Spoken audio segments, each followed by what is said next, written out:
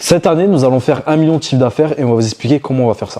Ah ouais, j'ai bien aimé l'intro, c'était impactant. Tout à fait. Parce qu'en vrai, pour vous donner l'histoire, le 26 décembre, on était en tournage et on se regardait, on a dit cette année, on va faire 1 million de chiffre d'affaires. Je sais pas pourquoi il s'est dit ça. Et on va le faire. Et du coup, on va vous expliquer votre stratégie, la stratégie qu'on a expliquée à notre équipe. Ah, je sais pourquoi tu dis ça. Pourquoi? La vidéo de Théo. Ah oui, parce que faut nous connaître, nous, voilà. On voit une vidéo, on dit on va faire la même chose. Ouais. Et donc, Road to 1 million, c'est parti. Et voici notre stratégie. Viens, on le met en français. Comme ça, au moins, on ne fait pas les copier. La route vers les 1 million. Donc déjà, pourquoi on peut se permettre de dire ça, concrètement? Parce que faire 1 million, c'est pas donné à tout le monde sur une année. Durant l'année 2023, qui était notre première année en tant que vraie boîte, parce qu'avant on faisait beaucoup de choses, mais on n'avait pas encore trouvé notre product market fit. On a vraiment trouvé ce qu'on savait faire, de là où on était bon. Et toute cette année, on a augmenté notre produit. C'est-à-dire qu'on délivrait bien, on a commencé à avoir une vraie stratégie, à avoir une vraie relation client, on était centré autour du client, qui à être lésé au niveau du chiffre d'affaires, même si on a bien fini l'année quand même, mais on n'était pas au top et nos prix... Bah clairement, le chiffre d'affaires, c'était pas notre priorité sur la première année. La première année, c'était structuré. Pour rappeler, on a une agence qui s'appelle South Management, avec 3 pôles. Marketing d'influence, donc on gère des influenceurs, on manage des influenceurs, on fait de la production audiovisuelle et surtout on s'occupe de la com des marques, e-commerce, start-up, et on s'occupe de tout leur com sur les réseaux sociaux, juste pour préciser le... Exactement. Donc durant l'année 2023, on a vraiment capitalisé, enfin au début d'année on était vraiment sur la partie marketing d'influence. C'est-à-dire que là on voulait se faire connaître par les influenceurs, on voulait être bon dans ça, donc on a construit des stratégies spécialement pour les influenceurs. Sauf que durant cette année-là, merci à B2OBA, qui a vraiment cassé le marché. C'est-à-dire que les prix ont baissé, les annonceurs étaient de moins en moins réceptifs, et on a senti que ça passait plus. Parce que pour être clair, hein, Booba, quand il est arrivé, on aurait dit que c'était juste de la vanne, mais il y a eu des répercussions business. Hein.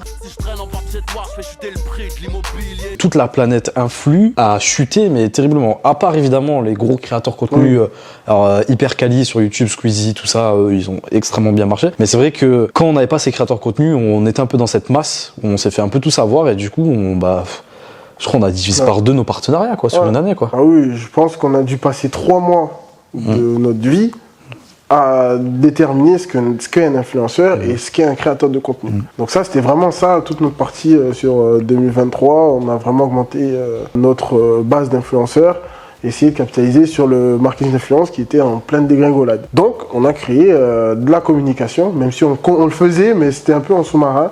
On a décidé de vraiment mettre ça au devant de la scène parce que c'est là où on avait le plus de bénéfices. Au final, on fait 90% de bénéfices sur de la com. Clairement.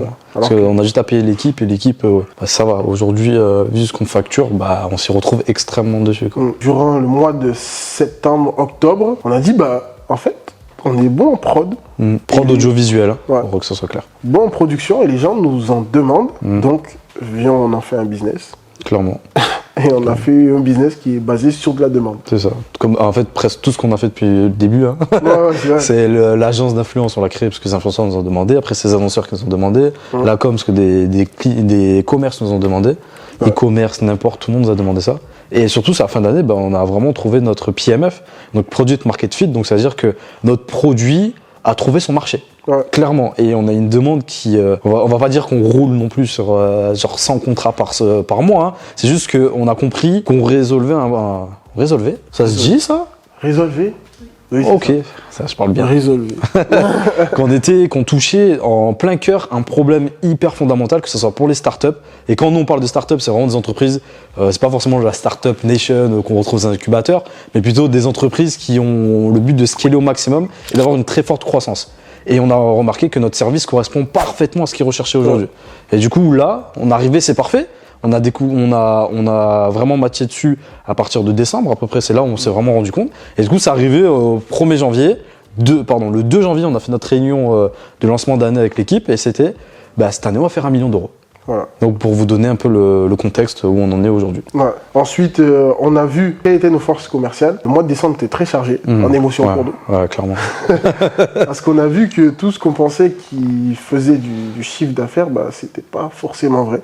Nous, on pensait qu'on avait beaucoup d'acquisitions sur notre outbound, sur LinkedIn, en fait, on a remarqué que tous nos gros clients venaient de notre réseau. Et la plupart de notre outbound, bah, c'était des petits paniers. Et au final, c'était pas ce qui était le plus rentable. Donc on a dit, bah, cette année, on sait sur quoi capitaliser. C'est pour ça que maintenant, vous me voyez un peu plus à la caméra. Clairement. Et il y a deux actions phares qu'on a faites pour commencer. Et je vous invite à faire ça pour vraiment structurer, pouvoir arriver à atteindre vos objectifs, que ce soit en chiffre d'affaires, mais n'importe. C'est qu'on a structuré nos offres. On a compris qu'on arrêtait de faire du sur-mesure pour tout le monde. On a fait des offres, par exemple, pour le Sales Management. On a créé une offre particulière pour les influenceurs avec du management en resserrant l'équipe. Déjà, c'est la première chose. Et ensuite, on a structuré pour Sales Communication où on a fait en sorte de créer une offre, des campagnes. Et c'est pas des campagnes sur mesure, c'est des campagnes vraiment d'activation et d'acquisition. On va chercher du résultat, toujours par les chiffres d'affaires, machin, tout ça. Et on a packagé une offre de contenu, donc de audiovisuel, qui est South Prod, où on fait du snack content, avec un pack de 5 vidéos. Après, évidemment, les prix, ça peut monter et descendre, ça va dépendre un peu de la charge de travail. Mais sur vraiment une offre où c'est très simple. Et sur le site internet, c'est là où on s'est rendu compte, quand vous voulez quelque chose de simple, il faut essayer de le mettre sur un site internet. Et si vous n'y arrivez pas, c'est que c'est pas simple. C'est qu'on peut pas, c'est que vous-même vous êtes perdu. Et là, on a créé 3 pôles. Bah, ouais, franchement, et pour la petite histoire, ceux qui se demandent pourquoi on parle souvent chiffre d'affaires, c'est parce qu'on a remarqué qu'on pouvait en générer avec ce qu'on faisait. Parce que nous, de base, on partait sur les CM classiques, c'est pour ça que maintenant on est anti-CM. Clairement, pour nous, les freelance CM.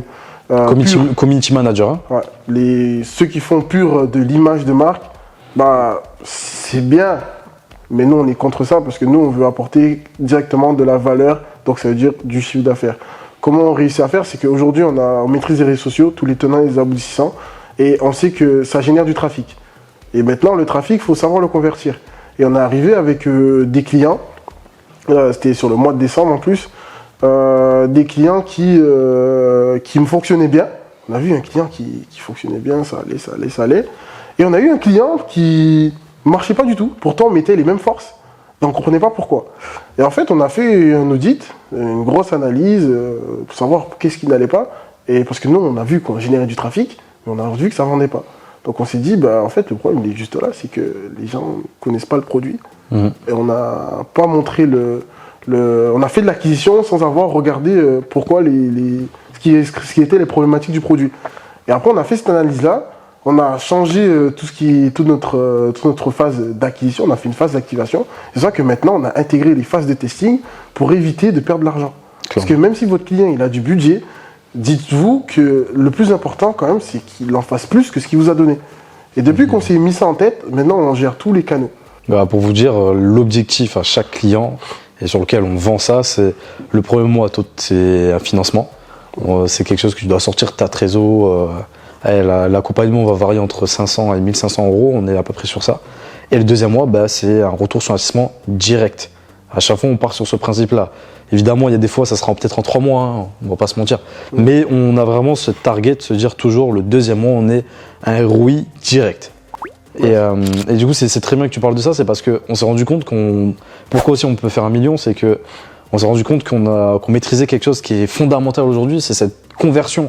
Parce que dès qu'on a remis ça en place, on s'est rendu compte qu'avec des tout petits budgets ads notamment, je donne une stat tout con, hein, mais on a mis 30 balles dans une publication. En public. Ça aussi, ça a été Et on a ramené combien de personnes sur le site? 1000 personnes sur un site. 30 euros. Avec 30 euros. Ok, vous allez dire, oui, mais nous, on n'a pas les prods, tout ça, mais ça, on le fait en interne, donc ça nous coûte presque rien. Donc juste avec 30 euros, on a ramené 1000 personnes sur un site. Et c'est là où on a eu cette réflexion, se dire, ok, on peut vraiment faire quelque chose. Et c'est pas parce que nous, on fait du B2B, et on s'est posé la question de dire, ok, on le fait pour d'autres, c'est bien, mais est-ce qu'on va incorporer dans notre stratégie, et ça va être le premier point de notre stratégie, c'est qu'on va faire des choses pour nous aussi. Donc pour vous dire, on a décomposé notre objectif en plusieurs secteurs. Donc on a dit le premier, c'est secteur communication, sur lequel on continue avec les clients. On a le secteur prod, donc c'est toujours pareil de la prestation de service. On a le secteur influence, sur lequel on a développé, on manage des influenceurs, et on les aide à monétiser leur audience. Donc qu'est-ce que ça veut dire monétiser l'audience d'un influenceur? Bah, ça veut dire que maintenant on gère tous les tenants et aboutissants qui ramènent de l'argent. De la moula. C'est vraiment monétiser tout ce qu'il faut et par tous les canaux d'acquisition.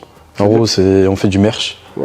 On va faire des marques, on va faire des vues sur TikTok, des vues sur YouTube, partenariat. Et vraiment, on a réfléchi à tout ça et on les accompagne. Maintenant, on accompagne 4 créateurs de contenu sur ça. Que ce soit Emmanuel, Nadiani, Caïs et Chloé. Important de les citer. Et c'est avec eux qu'on a resserré, qu'on va faire un maximum. Le but, c'est de faire générer pas mal de CA avec eux parce que, mine de rien, on a des très très beaux talents en termes de créateurs de contenu. Je vous invite vraiment à aller sur. On les mettra dans la bio, ça, j'y penserai. Ça, je vous promets, j'y penserai. C'est sûr. Je suis pas sûr. Mais vous pourrez regarder sur Instagram, vous allez les trouver. Mais sur lequel vraiment on a maximisé tout notre savoir-faire, toute notre communication qu'on a travaillé toutes ces années pour vraiment leur proposer quelque chose d'unique et réussir, comme eux c'est pareil, hein, c'est faire le maximum de cash possible grâce à leur activité. Sans vendre son âme au diable, c'est-à-dire télé-réalité, je fais un placement par jour. Ah non, d'ailleurs Chloé, je te regarde, pas de télé-réalité. donc on a le pôle influence, pôle prod, pôle com. Et on a ajouté quelque chose, c'est le e-commerce, qu'on avait abandonné ces 2 dernières années, du fait qu'on était à fond sur l'agence et sur la prestation de service, et qu'on veut relancer, notamment avec la marque Light Beach, qui est notre marque de maillot de bain. Et surtout, c'est que notre grosse lacune aujourd'hui, et si on doit être honnête, c'est la gestion du stock. Ah ouais, ça va, clairement. Donc, je pense que c'est plus de la fainéantise de notre part, qu'on n'aime pas faire ça, du coup on est laxiste là-dessus, mais c'est vraiment nos gros péchés. Parce qu'on n'est pas passionné du produit, on n'est pas des commerçants dans l'âme, nous on est très bons en com et marketing, et après dans la gestion en général d'une entreprise. Et du coup là on a décidé, là c'est parti, on relance le e-commerce. Et ce qui va être à peu près, c'était quoi, 30% du CA on imagine avec le e-commerce, ouais, 30%. C'est qui sera rempli par ça. Et du coup vraiment notre action numéro 1 ça a été de quantifier sur chaque pôle qu'est-ce qu'on a besoin comme chiffre d'affaires pour atteindre notre fameux 1 million qu'on veut aujourd'hui. Et du coup, on a décomposé. Tu me rappelles les pourcentages, je me rappelle plus. Vas-y. Donc, le Southcom, donc la communication, on avait dit 20%. South Prod. On a dit 35%. 35%. Ouais. T'es sûr qu'on va tomber sur un chiffre bon à la fin? Non, pas du tout. Parce qu'on a changé, on a changé le e-commerce. On est plus en influence. Ouais, c'est vrai. On a l'influence, on a changé aussi, on est revenu un peu en arrière parce que de base on avait prévu beaucoup plus. Ouais. Et on s'est rendu compte que ça allait prendre du temps qu'on va mettre en place. Mais on a mis combien en influence?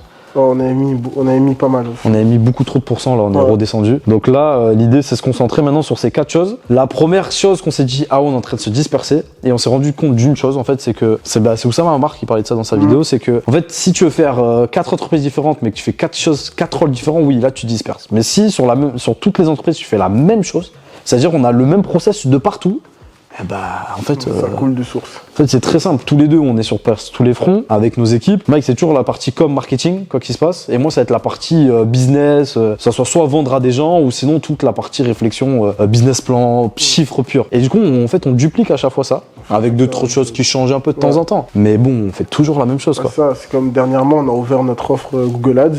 C'est-à-dire que j'ai fait une formation avec un très bon formateur, Tom, je te dédicace. Il m'a fait une formation de 4 heures. Au final, on se rend compte que c'est les mêmes leverages qu'il y a sur les réseaux sociaux. Et maintenant, c'est un truc qu'on va intégrer à nos équipes et que voilà, quoi, c'est la même formule au final. Tu vois, donc, tout ce qu'on fait, il y aura toujours une base solide. Là, on est bon aussi dans le contenu, dans les hooks, dans les accroches. Donc pareil, pour les Google Ads, on sera fort dans les landing pages, dans les accroches. Et après, il faudra juste être bon en paramétrage. Et ça, on sera entouré des bonnes personnes. Clairement, parce qu'en fait, l'histoire pour arriver à ces 1 million, il y a le côté relation et réseau.